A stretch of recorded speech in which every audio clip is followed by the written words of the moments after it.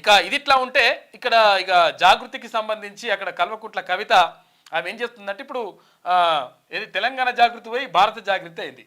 అయితే భారత జాగృతి అయిన తర్వాత ప్రాంతీయ జాగృతియా జాతీయ ఏమన్నదంటే తెలంగాణ బోనాల పండుగ ఈ బతుకమ్మ పండుగ రెండింటికే పరిమితం కావాలా నేను లేదు ఆంధ్ర పోయి అట్లతే చేస్తా, కేరళ పోయి ఓనం చేస్తా, తమిళనాడు పోయి ఇంకో పండుగ చేస్తా, ఇంకో రాష్ట్రం పోయి ఇంకో పండుగ చేస్తా, అట్టెట్టుంటుంది లెక్క అని చెప్పేసి అన్నది అని దాన్ని భారత జాగృతిగా మార్చుకున్న తర్వాత మళ్ళీ నిన్న మీరు ఒకసారి చూస్తే అది అర్థమవుతుంది.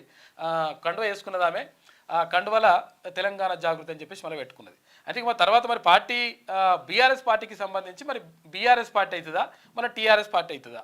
ఒకవేళ బీఆర్ఎస్ పార్టీ టీఆర్ఎస్ పార్టీ కావాలంటే ఇక్కడ భారత జాగృతి తెలంగాణ జాగృతిగా మారినంత ఈజీగా మారడానికి వీల్లేదు. కారణం ఏంటి అంటే అక్కడ కేంద్ర ఎన్నికల సంఘం నుంచి ఆమోదం పొందాలంటే దానికి 1.25 లక్ష కథలు ఉంటాయి.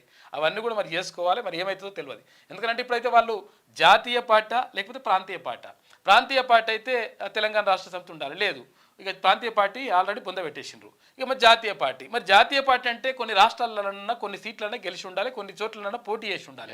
అటువంటి పరిస్థితి కూడా లేదు. అక్కడ జాతీయ పార్టీ కాకుండా ఇక్కడ రాష్ట్ర పార్టీ అంటే ప్రాంతీయ పార్టీ కాకుండా మరి ఏ పార్టీ ఉన్నదో అర్థం కాని పరిస్థితుల్లో వాళ్ళు వెళ్ళిపోయినరు. ఇక ఆయన కేటీ రామారావు ఇక ఇష్టం వచ్చినట్టుగా రకరకాలుగా మాట్లాడుతున్నాడు. అంటే ఆయనకు అంటే నిన్న సిరిసిల్ల కలెక్టర్ మీద నీ సంగతి చూస్తా అని అంటే ఏంది ఏదో రకరకాల వ్యాఖ్యలు చేసిండు. అంటే మేము అధికారంలోకి వచ్చిన తర్వాత మీ సంగతి చూస్తాం, పోలీసుల సంగతి చూస్తా, వాళ్ళ సంగతి చూస్తా అంటున్నాడు ఆయన.